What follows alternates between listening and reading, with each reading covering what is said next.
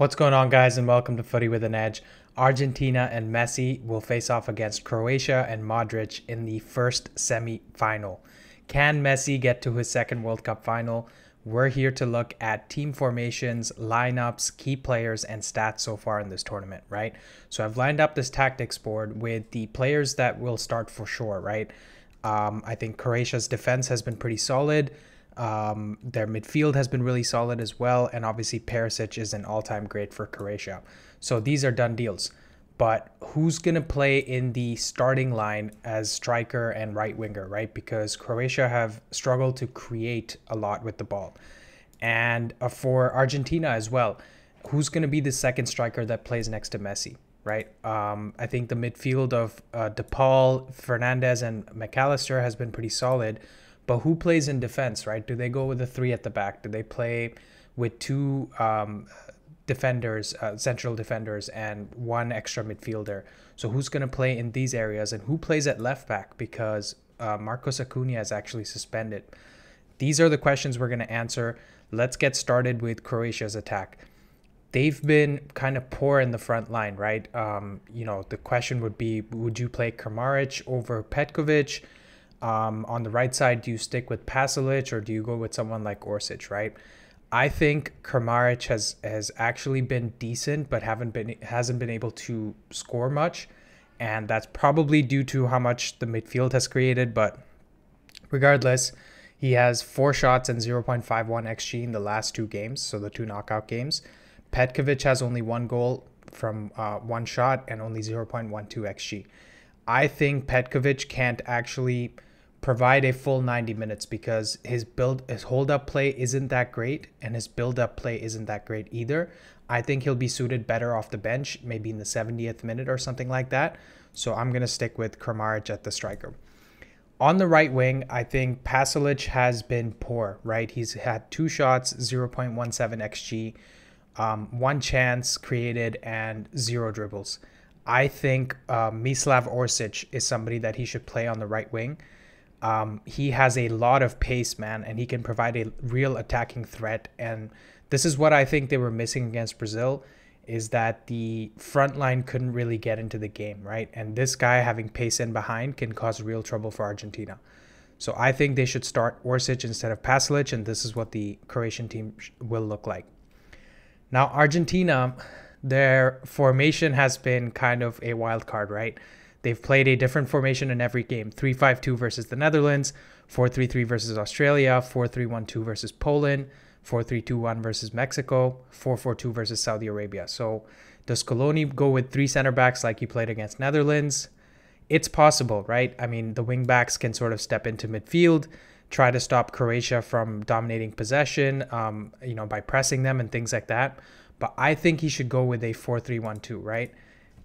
So let's just set that up. And I'll explain why.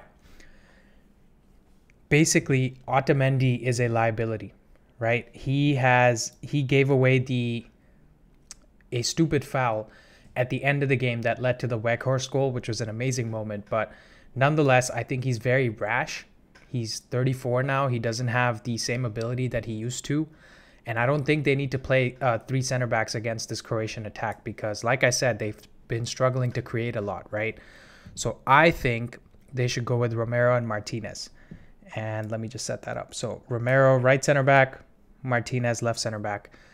I think these guys have what it takes to get it done, right? Argentinian center backs are known for their aggressiveness, and I think they're more than enough to play against like Kramaric, Perisic, and Orsic, right?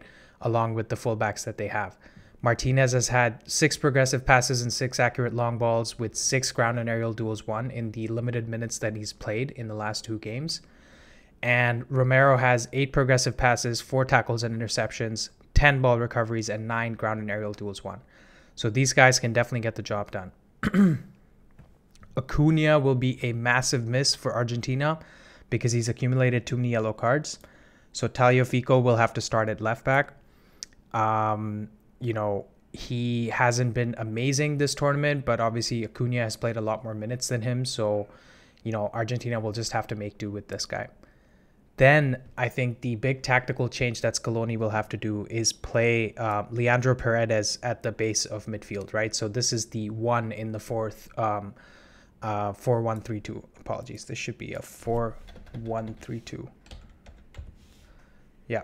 So in the 4-1-3-2 formation, I think Paredes will be key because he can drop in between the defenders, let these guys play a little bit wider, and then let Tagliafico and Molina get into midfield, right? So what will happen in the game is that Croatia will have to play against 5 midfielders instead of the 3 when Croatia has the ball. This will make it a lot more difficult for Brozovic, Modric, and Kovacic to just sort of control the game, right? That's how they actually came through the Brazil game, by conceding just 1 goal and staying in the game for 120 minutes. So this is going to be really key for Argentina, is to play Paredes, who can drop between the defenders, play as the third center back, and actually have the fullbacks, give them the license to push really high and wide. And what else?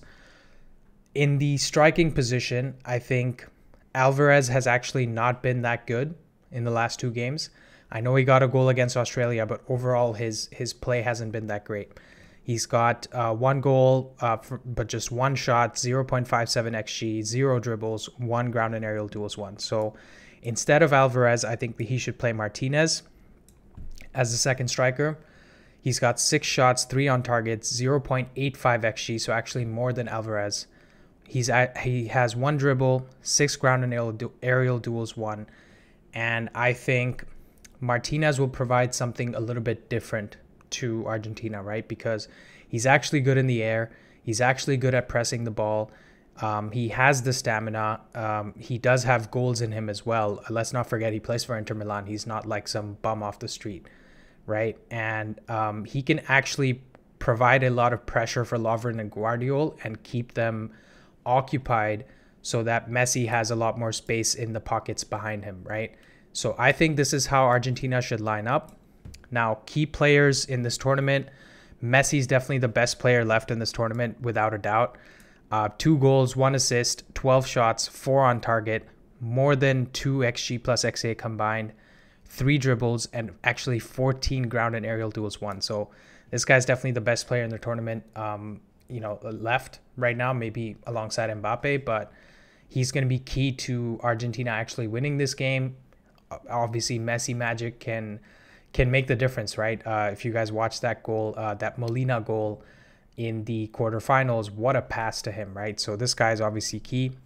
Argentina midfield, right? Can these guys, along with Paredes, help create or score? I think the combined XG of all 4 of these players, so let's bring Paredes in here, all 4 of these players is 0.17, and their combined XA is 0.51. They've only created 9 chances as well. So can they pop up with a goal, or can they create something for Messi or Martinez? That's going to be key for Argentina. In Croatia, the midfield, they can definitely dominate the ball, right? These guys can do really well in possession and get out of tight spaces and things like that.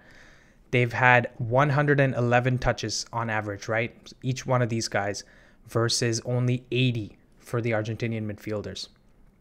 They've had 71 progressive passes versus only 39 for the Argentinian midfielders. But they've only created 6 chances, whereas Argentina's created 9 from midfield, right? So midfield performance is kind of lacking in an attacking sense for both teams. I think that's where the game will be decided. And Croatia definitely needs to create more from midfield and more from the right wing and the striker. So it'll be really interesting to see how this game goes. I hope you guys enjoyed this tactical preview. Let me know how, what I did good, what you didn't like. Get in the comments, like and subscribe, and I'll see you guys in the next one.